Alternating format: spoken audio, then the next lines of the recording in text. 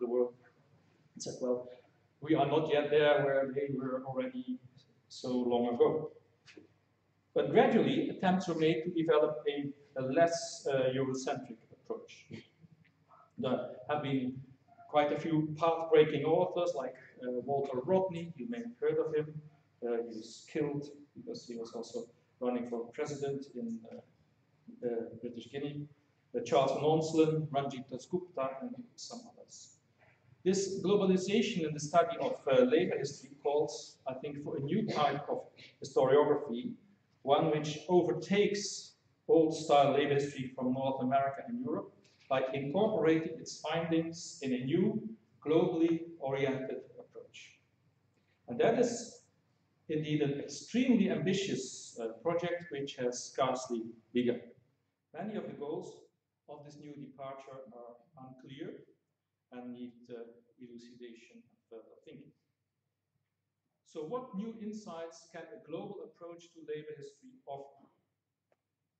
To illustrate this, let me share with you a few historical vignettes from my own research. These are stories taken from different situations in different places in the world, but as I will try to show, there is a connection between them anyhow. The first thing I would like to talk about is slaves and capitalism. In September 1938, a doctoral dissertation was defended at the Faculty of Modern History of Oxford University, and the title of that doctoral thesis was "The Economic Aspect of the Abolition of the British West Indian Slave Trade and Slavery." And 4 years later, this doctoral dissertation was, after reworking, published as a book called Capitalism and Slavery. The author, as you perhaps know, was Eric Williams, who later became Prime Minister of Trinidad and Tobago. In Capitalism and Slavery, historians are everywhere. That's obvious.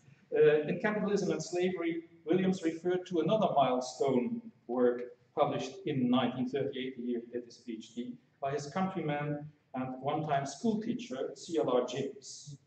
The book known as The Black Jacobins, subtitle The Saint-Louverture and the Saint-Domingue Revolution. Sorry. No. I have some coordination problems. In 1932, James and Williams had both migrated from Trinidad to Britain. James went to work as a writer and a journalist, while Williams studied at Oxford.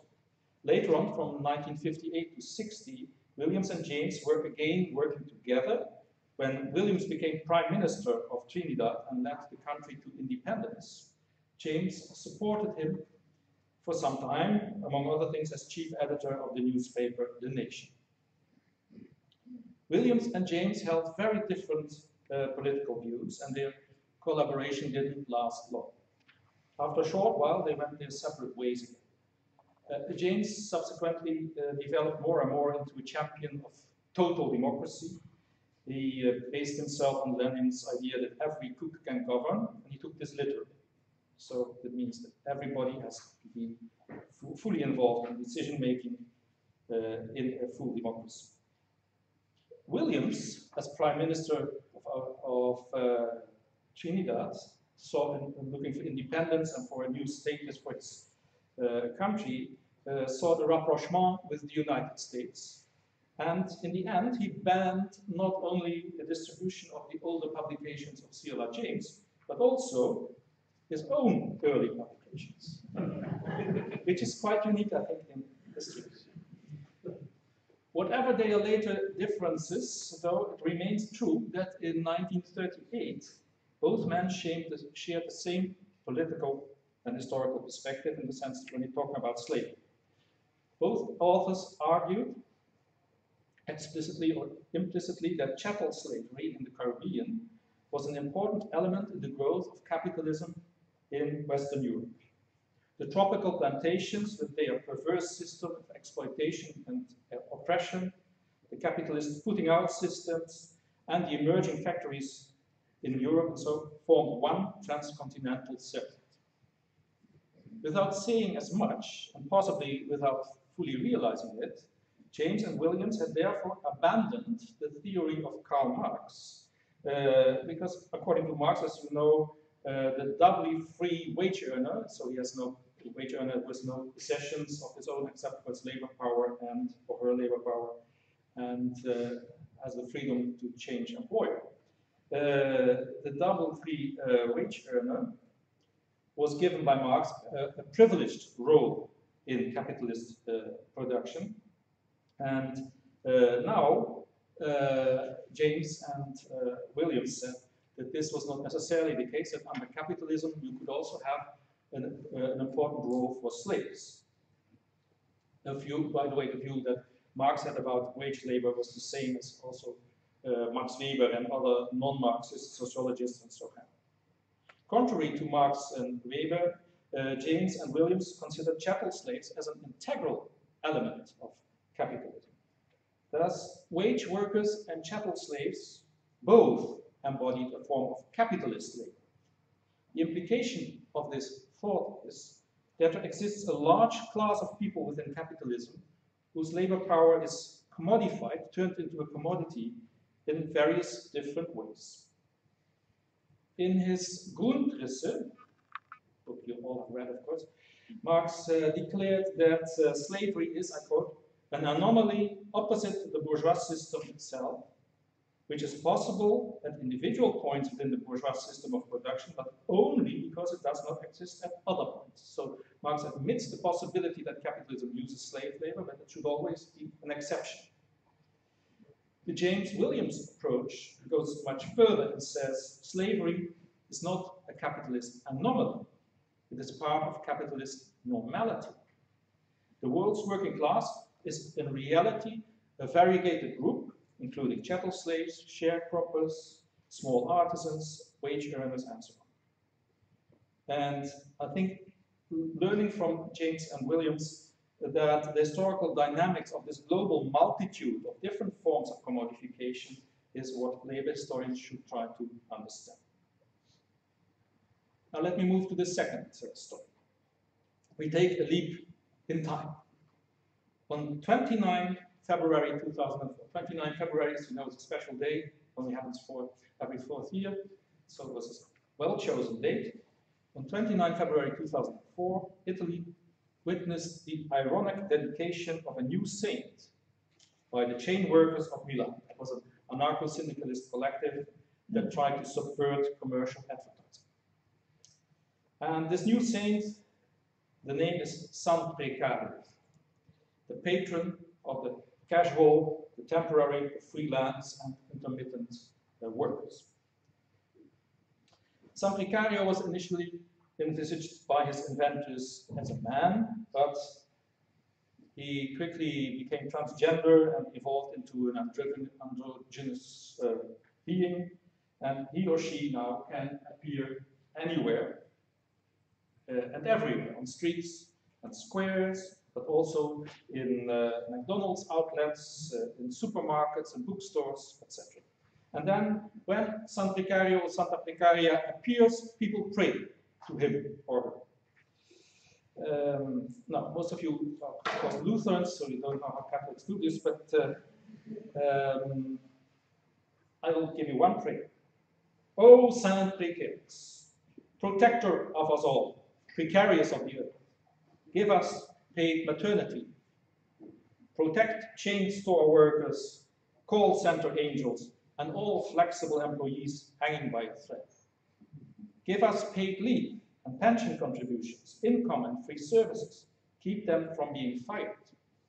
Saint Precarious, defend us from the bottom of the network. Pray for us, temporary and cognitive workers. Extend to all the others our humble supplication. Remember those souls whose contract is coming to an end, tortured by the pagan divinities, the free market and flexibility. Those wandering uncertain, without a future nor a home, with no pension nor dignity, grant hope to undocumented workers and bestow upon them joy and glory until the end of time. Amen.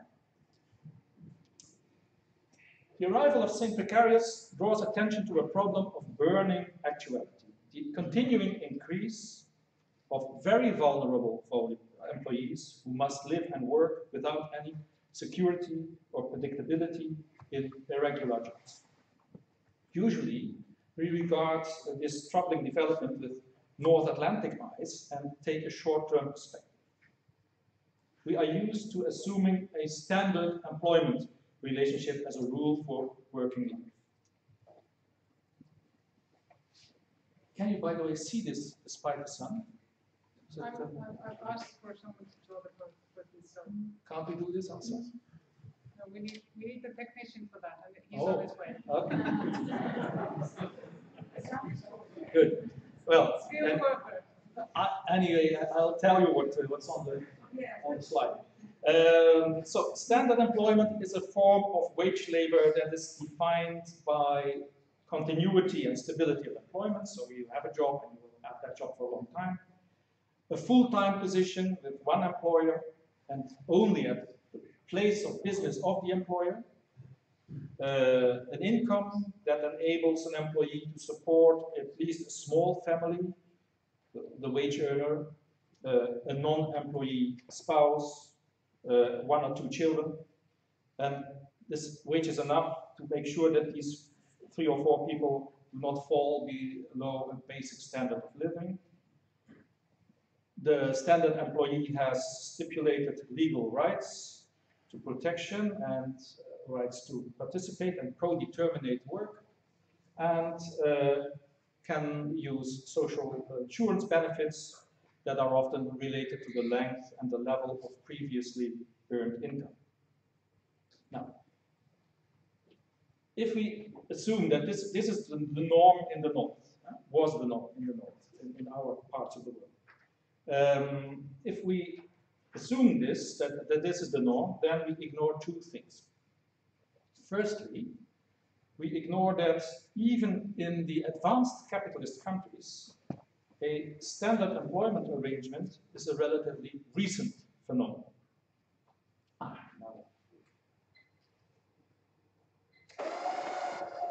That's all. Thank you. So we assume that the standard employment is the norm, but it is a recent phenomenon. Insofar as wage labor has existed throughout the history of civil society, it was actually, for the most part, casual labor, not the standard employment. The New Testament, I remain in these Christian spheres. The New Testament, probably written around 200 after date, already narrates the parable of a householder, you know this probably, the householder who went out early in the morning to hire laborers for his vineyard. And then, after agreeing with the laborers for a denarius a day, he sent them into his vineyard. And then later, he gets more people from the open day labor market, and more people, and then at the end of the day, he says to his supervisor, and now you pay them, and the first shall be the last. That sentence you must know. Matthew 20. Often, such day laborers would have regarded their harvest labor only as an addition to income from other sources. But if supplementary income was lacking, then the condition of those working poor was, of course, miserable. And in the history of the North Atlantic region, we see recurring these casual laborers all the time. In the Cahiers de Doléances, petitions written during the French Revolution, for instance, the situation of the journalier, the day laborer, was usually defined as a kind of hell into which peasants may fall if things are not bettered. And in post-medieval England, work is fully dependent on wages were consumed to big powers. Christopher Hill, the famous historian, said, only the weakest would accept this status. But the highest strata of the working class could escape from the existential insecurity just described, and it is not so surprising that it was in the circles of the 19th century skilled workers that ideal of the male breadwinner, or the family wage, became popular. The idea that the wage of the husband should be sufficient to support a whole family, a wife and small children. To ensure themselves against various threats to their life situation and improve the lot of their families, the better off workers already early on organized all kinds of mutual aid societies and cooperatives, and later also trade unions. Their growing power, plus the increasing fear of the ruling elites for new threats to their position, led to the introduction of social legislation, usually starting with accident insurance and ending with unemployment insurance. In this way, a substantial part of the working class in the North was protected for the first time. Already before 1939, so before the beginning of the Second World War, but especially after the Second World War, when capitalist economies experienced an unprecedented growth and when the expansion of social security became possible, a large part of the working classes in Western Europe, North America, Australasia, and Japan obtained a standard employment relationship. This was partly an effect of the recognition of large corporations that the creation of a stable labor relation required long-term investments in employee goodwill, and that implied also that one should give up the short-run output and efficiency in favor of long-run stability and predictability. And this new labor relationship was normally understood in a gendered way and went together with the increasing acceptance of the male breadwinner model. And so a gendered division of labor tended to emerge. Standard employment mainly concerned the man, while in other kinds of labor relationship, women were overrepresented. Even more so than in the past, precarious labor became a female occupation.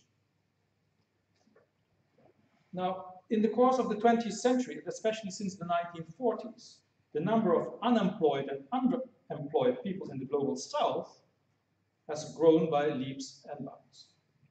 In the mid-1980s, the economic historian Paul Bayrock, Swiss-Belgian, estimated that in Latin America, Africa, and Asia, he said total inactivity was on the order of 30 to 40% of potential working hours. 30 to 40% of all the hours that people using a normal working day was not used. People were idle, had no income, could not create no income in those hours. Now, in Europe, North America, and Japan, the average level of unemployment has always been significantly lower. Moreover, it was our unemployment, let's say, was determined mainly by the economic conjuncture and was therefore cyclical, while over-unemployment in the global South, over-unemployment is the term used by Bayrock, had a structural character. Now, in the global North, the standard employment relationship is also broken down, step by step, but rather consistently so. Altogether, the balance of power has shifted in favor of the employers. And in the OECD countries, for example, the relative proportion of precarious workers has steadily increased at the same time, the last 30 years or so. The 2004 report of the European Union already concluded, I quote, that in most countries, precarious employment has increased over the last 2 decades. And the same applies to the United States and Canada.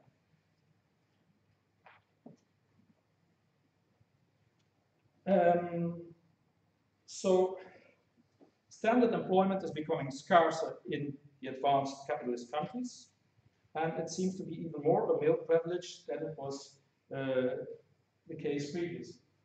And here you see a graph made by McKinsey. You know McKinsey, the anti-capitalist consultancy? They show here the development of gross national product and of global unemployment between 1969 and 2014 on the left-hand side, and then on the right-hand side we make a projection for the period until 2064. What you see is that labor productivity grows much faster than unemployment. Yeah? So, and if labor productivity grows faster than employment, then unemployment is the result. That's agree with me. So, and this will go on, according to them, at least till 2050 or so. So our prospects are that unemployment on a global scale will dramatically increase for the decades to come. And with growing unemployment or underemployment, we of course get a weakened bargaining position for workers and a lot of other consequences from this. So as a corollary of these trends, the labor relations of the rich countries are beginning to look more like those of the poor countries. Precarization is a global trend and on the rise almost everywhere. The fierce, increasingly global competition between capitals now has a clear downward equalizing effect on the quality of life and work in the more developed parts of global capitalism. Nevertheless, I think we should keep in mind that globally and historically considered, there are different kinds of precarization. I think there are at least 3 variants, but this is something that needs to be further studied. The first variant is precarious labor before the arrival of standard employment in the North. So when precarious labor existed, but was restricted in the North, but was restricted to particular limited sectors of national economies and had mainly temporal and conjunctural character. The second variant is precarious labor in our part of the world now, where it has spread to all sectors, is now less conjunctural, more an effect of international competition, and is combined with some forms of labor protection. It's not that precarious workers now are as much without rights as they used to be in the 18th century, so it would be ridiculous to say this.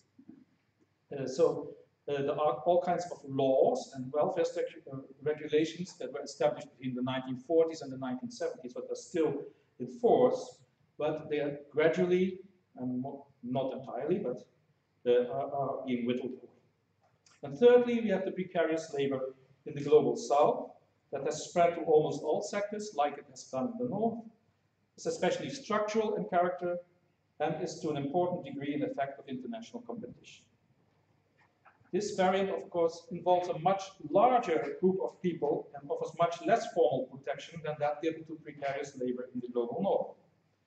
In addition, and partly in consequence of this difference, the income differences between precarious workers in the north and the south remain gigantic. We cannot say that the conditions of the working class across the globe are becoming more homogeneous. Still, the GDP per capita in Congo is 700 international dollars, so Gary Chemist dollars, and in Germany it's 46,600. So the differences are still enormous, and that we have to keep in mind. So, what San Precario, or Saint Precarious teaches us is that wage labor occurs in many different variations, and that insecurity and precariousness are historically normal in capitalist production. And the whole standard employment that exists or has existed in its pure form in the north is something which only was relevant for about 20% of the world population and only for about 40 years. What we call normal labor relations are not normal. They are abnormal, atypical labor relations. Normality under capitalism is instability, flexibility, precariousness. So the social phase of capitalism in that sense was probably a rather a brief one and only involved a relatively small geographic area on the planet. This brings me to the third story that I would like to, brief story. And for this, I'd like first to quote Rosa Luxemburg.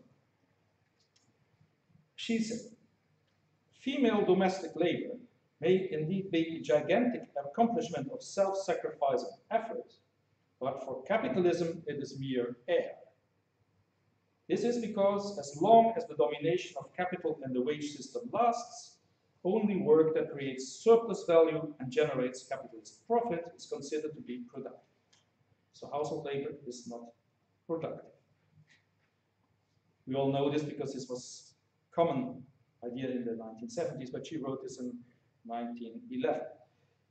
It took a long time before this observation led to political economy of household labor. A pioneer in this area was the Canadian economist Margaret Banston. She set the stage for this in 1969 when she published an article in the Monthly Review in which she highlighted, I couldn't find a picture of her, in which she highlighted the importance of household labor, including childcare.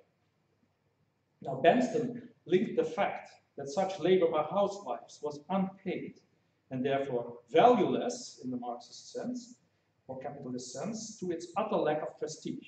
She says, in structural terms, the closest thing to the condition of women is the condition of others who are or were also outside of commodity production, that is, serfs and peasants.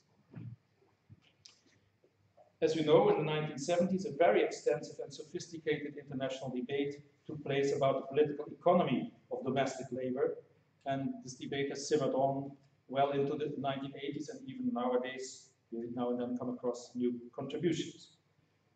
One of the things that this debate clarified was that subsistence production, so production for own use, is omnipresent.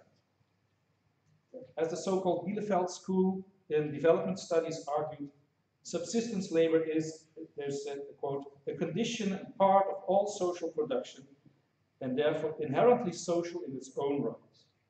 It is also a precondition for perpetuating all forms of commodity production and wage labor, even the most sophisticated ones.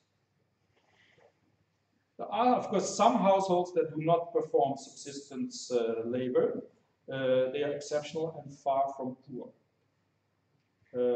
Donald Trump, for instance, and his family, they do not do subsistence labor as far as I know. They have paid labor that does everything for them, including the cooking and cleaning. But most of the families in the world, 99.999, use subsistence labor for reproducing themselves. Now, this thought was developed further by C.L.R. James's wife, Selma Dash. She was an independent radical thinker who in 1972 published the classical little book, The Power of Women and the Subversion of the Community, together with Maria Rosa de la Costa. And this book spelled out that women's unwaged housework and other caring work outside of the market produces, as they said, the whole working class. Selma James, as she is generally known, coordinated the International Women Count Network, which won the UN decision where governments agreed to measure and value unwaged work in national statistics. She also played since 1972 a leading role in the International Wages for Housework campaign. And consistent with this, Selma James has argued for quite some time for a global women's strike, directed at the abolition of military budgets and the investment of the capital so released in human care. Now, I know that wages for housework is a very contested thing, but whether or not we agree with this demand of wages for housework, today nobody can claim anymore, I think, that class relationships can be understood without acknowledging the ever-present subsistence labor that is worked alongside wage labor. Final thing, global connections. Selma James thinks globally, and the same applies in different ways to the other personalities whom I would like to involve in my brief talk. Like C.L.R. James, both of these other personalities grew up in Trinidad as a miraculous island at roughly the same time, and they knew each other all. The first is Oliver Cromwell Cox, 1901 to 1974, a brilliant economist and sociologist who not only developed his own variant of world system theory 10 years before Immanuel Wallerstein did this, but who also, based on this global perspective, defended the following thesis already in 1959. It should not be forgotten that above all else, the slave was a worker whose labor was exploited in production for profit in a capitalist market. It is this fundamental fact which identifies the Negro problem in the United States with the problem of all workers regardless of color.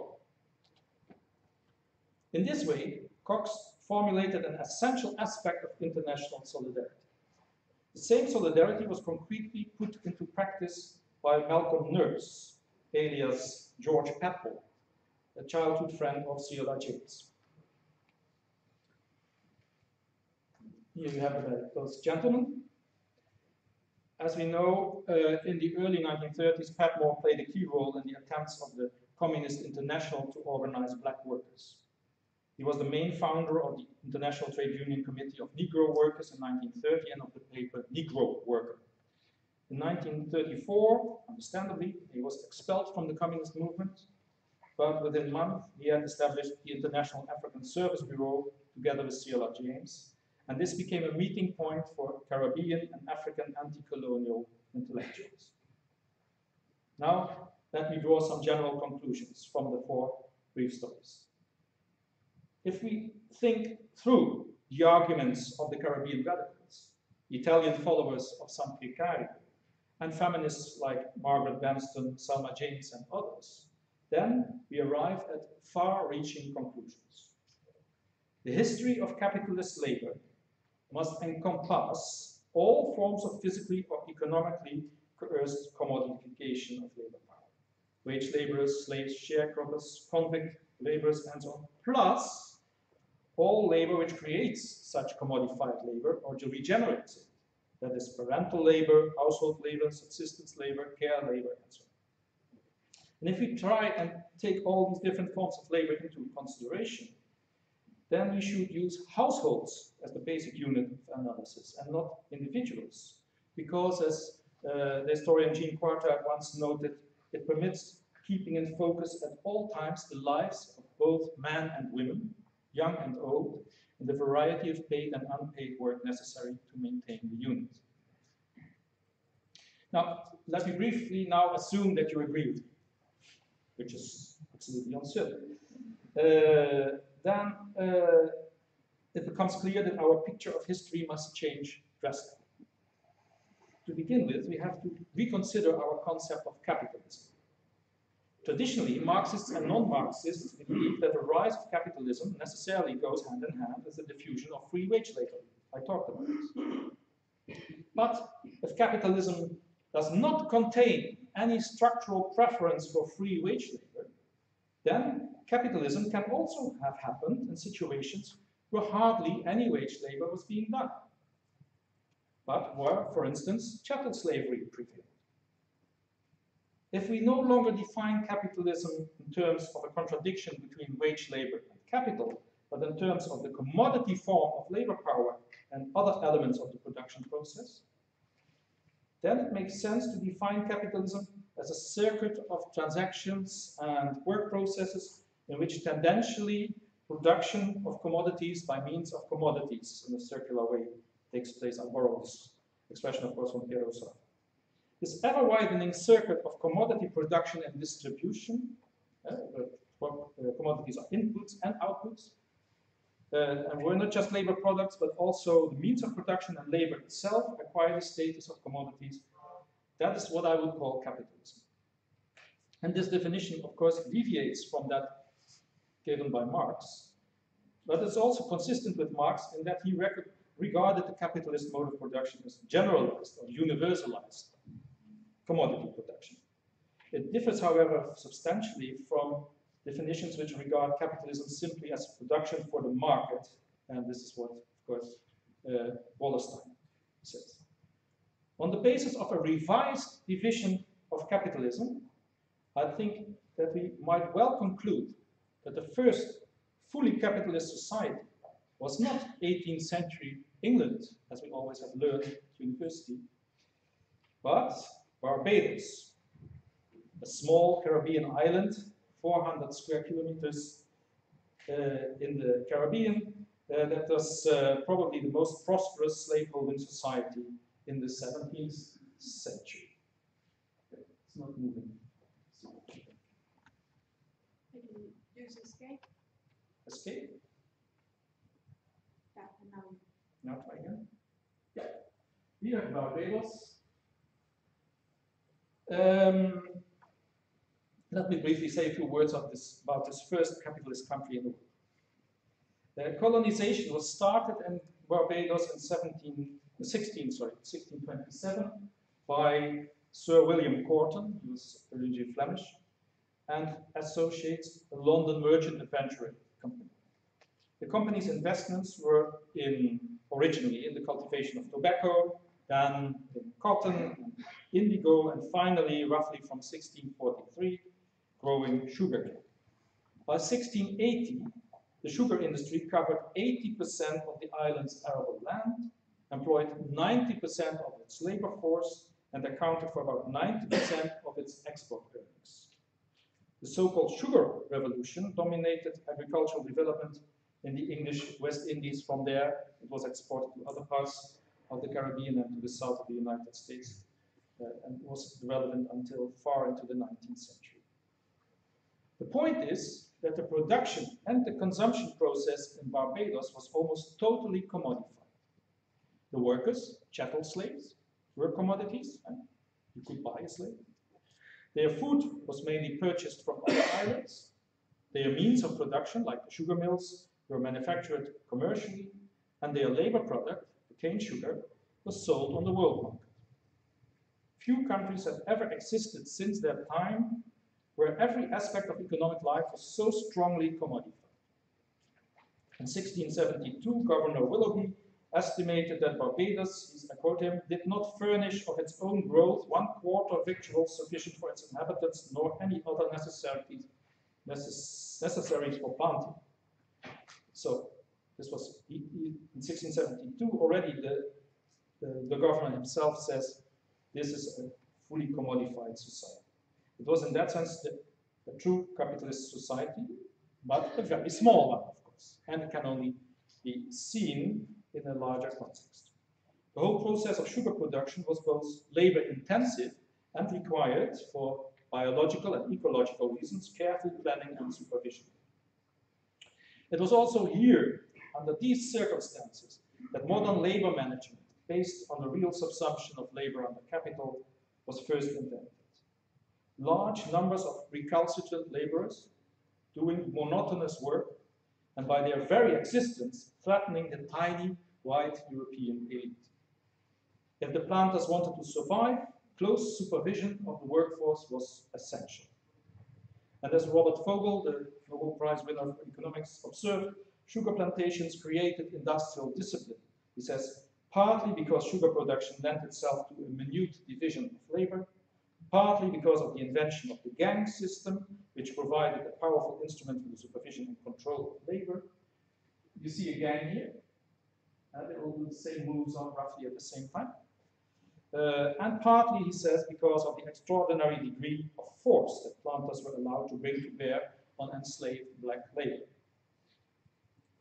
It was in these circumstances that synchronized labor was perfected.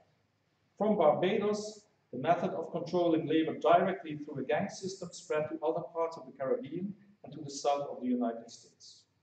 It transformed work into a machine-like process. And given that background, it should not surprise us that other crucial labor management techniques were also invented under colonial, under unfree conditions, and long before these methods were applied to free workers. Not only 18th century factory discipline was anticipated in the colonies, as you see here, but also, for example, aspects of scientific management.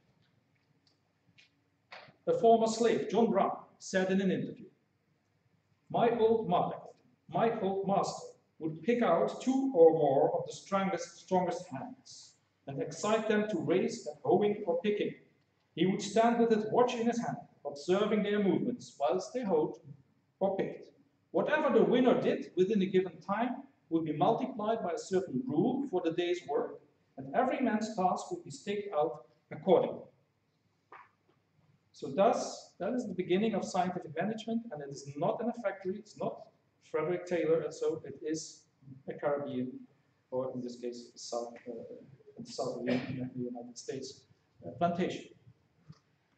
Thus, it is no longer certain that England was the birthplace of modern industrial capitalism.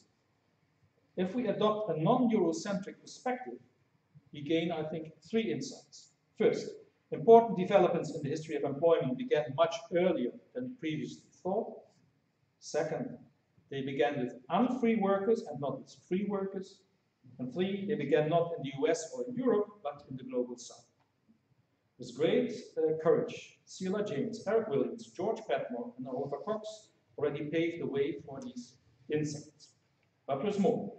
Wage labor as such is, as the inventors of San Precario have highlighted, very much a multifaceted phenomenon. Insecurity and lack of protection are the historical norm under capitalism, and the standard employment relationship is really only a blip on the movie screen of world history. The feminist discussion has clarified that capitalism cannot exist without subsistence labor, which is often called reproductive labor, although that term is not well chosen, I think, since reproduction is production. The outsider perspective of black people, of women and precarious workers draws attention to aspects of working life which traditional labor history has previously neglected. Labor history is not just the history of so-called free laborers, free wage earners, but also of slaves and other unfree workers and of unpaid subsistence laborers, especially housewives. Thus, global labor history has the task of integrating an international multiversum of class forces into one totalizing analysis. Now, these enlargements, and this is the final thing, of the research terrain have far-reaching implications, of course. To realize their broader approach, contacts between different subgroups of researchers should, I think, be significantly intensified. I mentioned in the beginning of my talk already new networks, and I think this is crucial for the further development of the discussion on these issues. First, I think there should be more contact between labor historians in different regions. And this, of course, one of those attempts to establish such networks, but this could be expanded. Second, a closer cooperation is desirable between historians of wage labor and of historians of slavery, indenture, the peasantry, and so on. Initiatives in this direction are visible in parts of the global south, for instance in Brazil and in India, but much more is feasible and desirable. Third, there is a significant overlap with economic, family, women's, and legal history and area studies, which could be utilized better. And fourth, we should strive for more cooperation with other social scientists, anthropologists, sociologists, political scientists, geographers, etc. To make global labor history a success, much more of this kind of interaction will be necessary. Thank you.